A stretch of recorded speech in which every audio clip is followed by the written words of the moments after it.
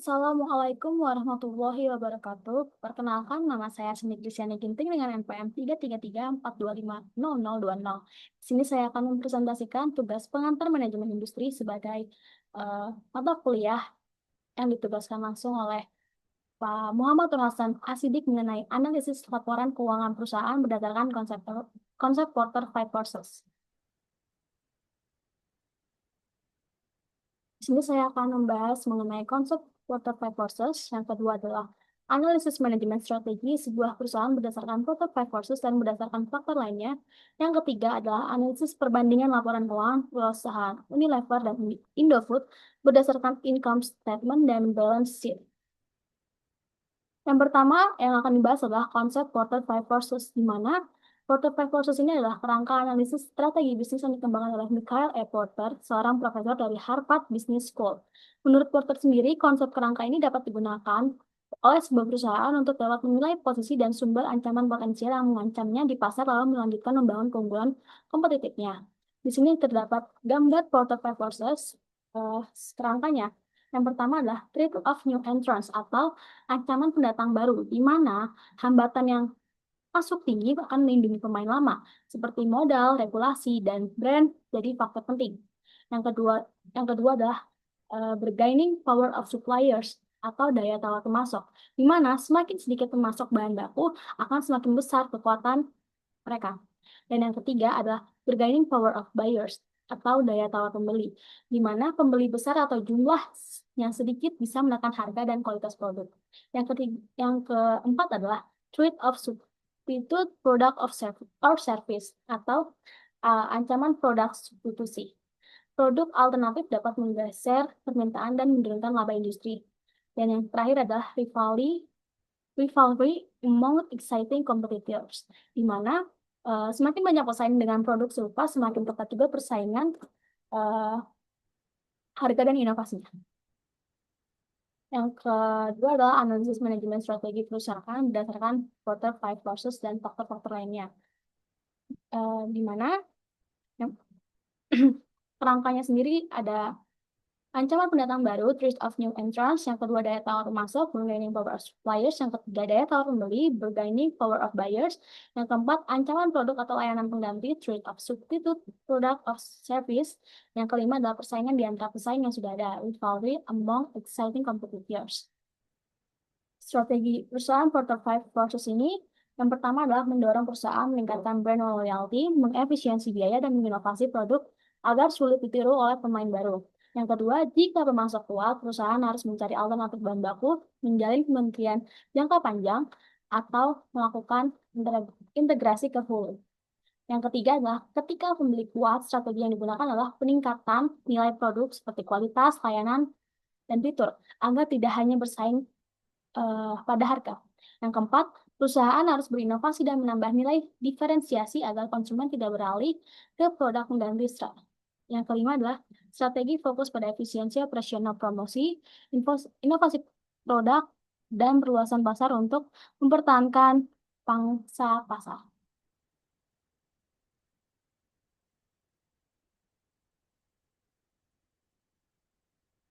Oke. Selanjutnya adalah faktor lain, berdasarkan faktor lainnya. Yang pertama adalah faktor lingkungan internal atau internal environment. Yang pertama, sumber daya berwujud atau tangible resource, meliputi modal, fasilitas produksi, teknologi, dan infrastruktur yang mendukung efisiensi operasional.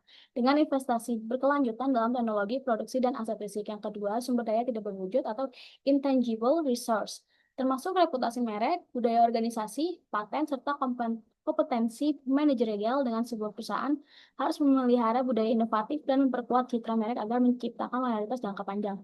Yang ketiga adalah kemampuan organisasi atau organizational capabilities, menunjukkan kemampuan perusahaan mengintegrasikan sumber daya untuk menciptakan nilai tambah dengan manajemen yang membangun struktur organisasi adaptif serta mendorong kolaborasi lintas departemen.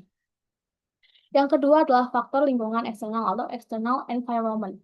Yang pertama adalah atau politik dan kebijakan pemerintah. Regulasi, stabilitas politik, dan kebijakan fiskal atau perdagangan mempengaruhi iklim bisnis dengan perusahaan beradaptasi terhadap kebijakan pajak, regulasi impor-ekspor, dan dukungan pemerintah terhadap sektor industri tertentu. Yang kedua adalah ekonomik atau kondisi ekonomi, di mana ini adalah inflasi, suku bunga, dan daya beli konsumen menentukan daya saing harga dan permintaan pasar dengan manajemen yang fleksibel dalam kebijakan harga dan efisien biaya untuk menjaga profitabilitas. Yang ketiga adalah sosial dan demografi. Perubahan gaya hidup, nilai budaya, dan tren masyarakat berdampak pada permintaan produk dengan mengadaptasi produk dan komunikasi pemasaran mengikuti konsumen. Eh, Selanjutnya, teknologi.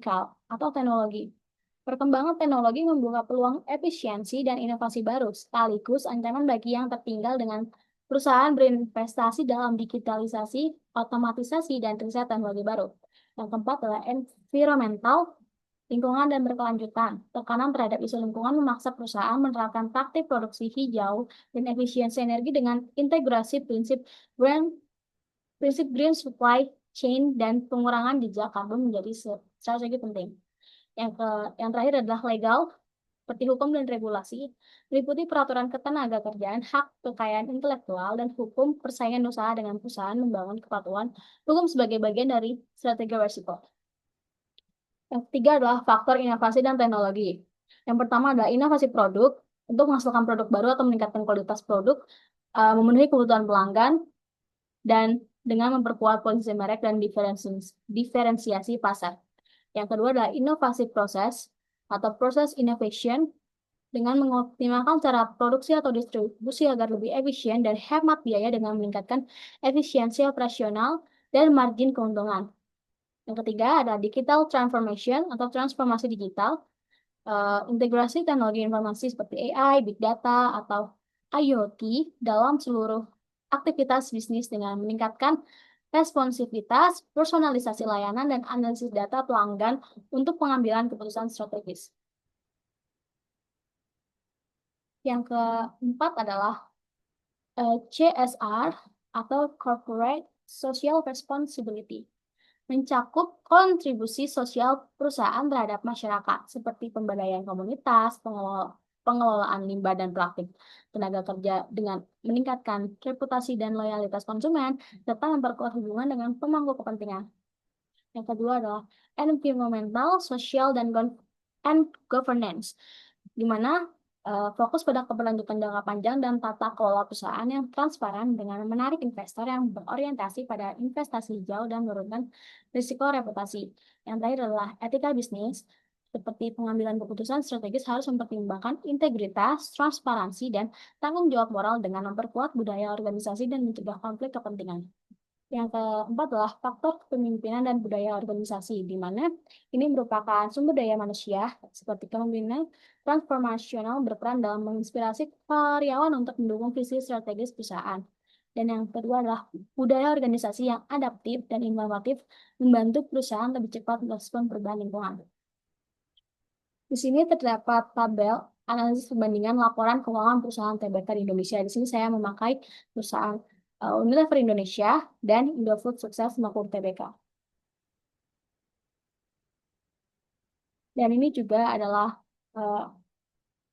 analisis perbandingan laporan keuangan perusahaan TBK di Indonesia berdasarkan balance sheet-nya. Yang ini adalah income statement-nya dan dalam juta rupiah. Untuk kesimpulannya adalah pada income statement dari sisi pendapatan, PT Indofood Sukses Makmur TBK mencatat total revenue yang lebih tinggi dibandingkan Unilever. Unilever memiliki pendapatan yang lebih stabil namun dengan margin laba kotor dan laba bersih yang lebih tinggi, menunjukkan efisiensi produksi dan pengelolaan biaya yang lebih baik. Yang kedua, dari laba usaha yaitu operating profit. Unilever menunjukkan margin yang lebih konsisten karena fokus pada produk kebutuhan rumah tangga dan perawatan tubuh yang memiliki permintaan stabil sepanjang tahun. Indofood, meskipun memiliki pendapatan besar, menghadapi fluktuasi margin akibat biaya logistik dan produksi yang tinggi. Selain itu, beban keuangan atau interest expense Indofood lebih besar dibandingkan Unilever karena struktur modalnya yang lebih agresif dengan penggunaan utang untuk ekspansi. Hal ini berpengaruh terhadap net income, di mana Unilever cenderung menghasilkan laba bersih, lebih stabil dengan risiko finansial yang lebih rendah. Secara keseluruhan, tabel income statement ini menunjukkan bahwa Unilever unggul dalam efisiensi dan profitabilitas, sedangkan Indofood unggul dalam volume penjualan dan diversifikasi sumber pendapatan. Selanjutnya adalah kesimpulan dari balance sheet-nya, yaitu Indofood memiliki total aset yang lebih jauh dibandingkan Unilever yang sebagian besar berasal dari aset tetap seperti pabrik, gudang, dan lahan pertanian. Indofood yang padat modal dan terintegrasi dari hulu ke hilir, sementara itu Unilever memiliki aset yang lebih ramping dengan proporsi besar pada aset lancar seperti kas dan piutang usaha, yang menandakan efisiensi modal kerja. Dari sisi liabilitas, Indofood menunjukkan nilai utang jangka panjang yang lebih besar karena strategi pembiayaan ekspansifnya. Unilever memiliki rasio utang terhadap ekuitas yang lebih rendah, itu menandakan bahwa struktur modal yang lebih konservatif dan risiko keuangan yang lebih kecil. Pada komponen ekuitas, kedua perusahaan sama-sama kuat, namun Unilever lebih mengandalkan laba yang ditahan untuk pembiayaan internal, sedangkan Indofood melakukan investasi melalui pinjaman dan penerbitan saham anak perusahaan. Dari rasio likuiditas, Unilever memiliki posisi kas yang lebih sehat dan kemampuan membayar kewajiban jangka pendek yang lebih baik dibanding Indofood. Ini menunjukkan kestabilan operasional Unilever tidak tergantung pada pembiayaan eksternal. Dengan demikian, tabel balance sheet memperlihatkan bahwa Unilever unggul dari sisi efisiensi dan kestabilan keuangan, sedangkan Indofood unggul dari sisi kapasitas produksi dan kekuatan aset. Baik, di sini saya juga dapat menyimpulkan berdasarkan portfolio forces-nya karena kita sedang membahas konsep portfolio forces. Yang pertama adalah ancaman pendatang baru. Unilever maupun Indofood menghadapi risiko yang rendah. Hal ini disebabkan oleh barrier to entry yang tinggi seperti kebutuhan investasi besar, distribusi yang luas, serta kekuatan merek yang telah lama terbentuk oleh konsumen. Yang kedua adalah daya tawar masuk, di mana Unilever relatif memiliki posisi lebih kuat karena dapat mengganti bahan baku dengan mudah dan melakukan pembelian dalam skala besar. Namun, Indofood menghadapi tekanan yang lebih tinggi karena sebagian bahan bakunya merupakan komoditas global yang harganya fluktuatif. Yang ketiga adalah ancaman produk pengganti, di mana lebih tinggi bagi Unilever dibandingkan Indofood karena banyak merek lokal dan internasional bersaing di segmen yang sama. Sementara Indofood memiliki dominasi yang kuat di kategori mie instan dan makanan olahan yang sulit digantikan oleh produk lain. Yang keempat adalah daya tawar membeli, di mana Unilever ini akan menghadapi tekanan yang lebih besar karena produknya memiliki banyak substitusi dan konsumen sensitif terhadap harganya. Indofood ini memiliki basis konsumen yang loyal, terutama untuk produk seperti Indomie dan Supermie, yang menjadikannya pemimpin pasar dengan loyalitas tertinggi. Dan yang terakhir adalah intensitas persaingan, di mana Unilever ini cenderung akan lebih tinggi karena kompetisi ketat di pasar FMCG yang padat pemainnya, baik lokal maupun global. Dan sedangkan Indofood akan menghadapi tingkat persaingan yang relatif lebih rendah karena kepemimpinan pasar yang kuat di segmen makanan produk. Untuk faktor lainnya, kondisi ekonomi makro berpengaruh besar terhadap Indofood karena fluktuasi harga, bahan baku global, dan nilai tukar. Sedangkan Unilever lebih stabil karena produk-produknya merupakan kebutuhan rutin masyarakat. Yang kedua, inovasi dan digitalisasi menjadi keunggulan Unilever yang memperkuat penjualan melalui e-commerce seperti uh, Shopee, Tokopedia, dan lain-lainnya, dan digital marketing yang lainnya juga. Sementara Indofood lebih fokus pada efisiensi produk dan logistik. Yang ketiga adalah keberlanjutan. ESG juga lebih kuat di Unilever yang secara global menerapkan standar keberlanjutan, sedangkan Indofood baru mulai akan memperkuat inisiatif keberlanjutan di sektor agribisnis. Dan yang terakhir adalah tata kelola perusahaan atau governance. Unilever terintegrasi secara global dengan sistem manajemen yang ketat, sedangkan Indofood lebih adaptif terhadap pasar lokal Indonesia melalui sistem manajemen desentralisasi. Baik, sekian yang setelah saya presentasikan hari ini. Sekian, terima kasih dan mohon maaf apabila ada kesalahan dalam eh, penggunaan kata-kata saya. Sekian, terima kasih.